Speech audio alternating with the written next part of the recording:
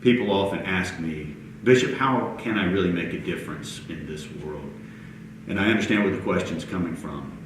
The way events seem to unfold each and every day, we can feel overwhelmed, like a very small part of a huge machine that's barreling on without us.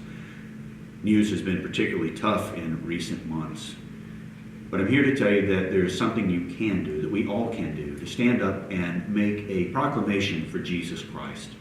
I'm speaking specifically about March for Our Lives on Saturday, March 24th. The Central March will take place in Washington, D.C., and I know some of you, my fellow folks from Delaware, will be in Washington, and I commend you. There will also be marches here in Delaware, in Wilmington, in Dover, in Lewis, in Rehoboth Beach, and there may be more. These are just the 4 I know about today. March for Our Lives is a march against gun violence, organized by the survivors of the shooting in Parkland, Florida in February. You will remember that day, Ash Wednesday, Valentine's Day of this year, when a gunman walked into a school and shot 17 people. In response to that, this march has been formed. I encourage you to take part in a march in a city near you. If you are clergy, to wear your collar. If you're a member of a parish, to wear something that shows your parish, your affiliation with the Episcopal Church. And stand in solidarity with those students who were killed. But stand also in solidarity with the young women and men, with people who are killed each and every day due to gun violence.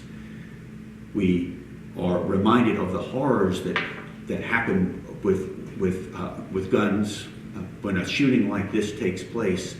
But we often forget the tragedy that this happens each and every day. Each and every day in our country, nearly 100 people die as victims of a shooting. Did you know, in fact, in the 2018 alone, that there have been 18 instances where someone has taken a weapon onto a school campus and fired shots 18 times, and it's not even the end of March yet.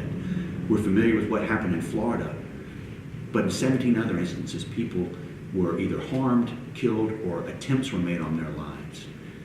And somehow this washes past us.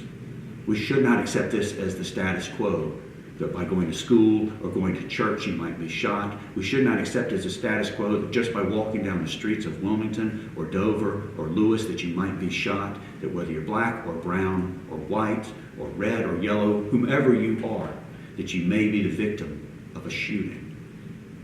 We can do something. And I call on each and every one of us to let our voice be heard on the 24th. This is not a liberal issue. It's not a conservative issue. All of us want to see violence due to guns end. So let your voice be heard. Take this opportunity to proclaim the gospel in word and in action. As always, pray first, act, and then pray again. May the peace of Christ be with you, my sisters and brothers.